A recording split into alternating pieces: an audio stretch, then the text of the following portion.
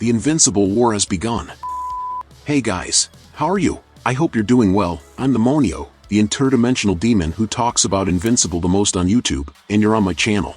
And the Invincible War began in the series, but it was a bit disappointing compared to the comics, because in the comics, when the Invincibles arrive on Earth, they cause the same destruction that we saw in the series, and the other heroes of the world join together to try to stop them, and that's when we see other heroes that exist in Image Comics. For those who don't know, Invincible is not Marvel or DC. He belongs to Image Comics, just like Spawn, Savage Dragon, Youngblood and other heroes that were published at the time, and some of these heroes are very powerful, and justify the defeat of several Invincibles, but in the animation, because they don't have the rights to the characters, the vast majority of these heroes had to be replaced by generic heroes created for the animation, which takes away all the weight of being an event of immense magnitude, and that affects the entire pantheon of heroes on the planet in that universe.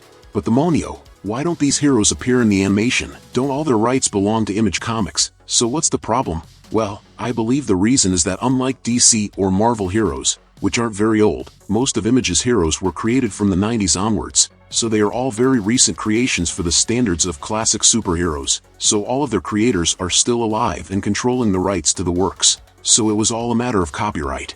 The Invincible animation that we see on Prime has a contract only with Robert Kirkman, the creator of Invincible, since the rights to use the characters are different from when the publisher uses them to make comics. For this reason, we didn't have Spawn and other classic Image characters fighting against the evil versions of Mark. The solution that the series found to get around this problem was to create other heroes, most of them inspired by the Image characters that were supposed to be used. So if you're a fan of Image Comics and pay attention to the heroes that appear in the episode, you'll notice a lot of inspiration from the classic characters that couldn't be used. But to be fair, there are indeed Image characters that appear in the episode, and they are very well represented with some really cool scenes. Even with these limitations, the episode managed to convey the idea of terror and despair of Earth's heroes, facing so many super powerful enemies at once, which shows that Cecil was right to be afraid of Mark. In my opinion, he went too far by putting the sound device inside his head, but in the end, he was right to take preventive measures against the hero who is probably the strongest on Earth. But what about you?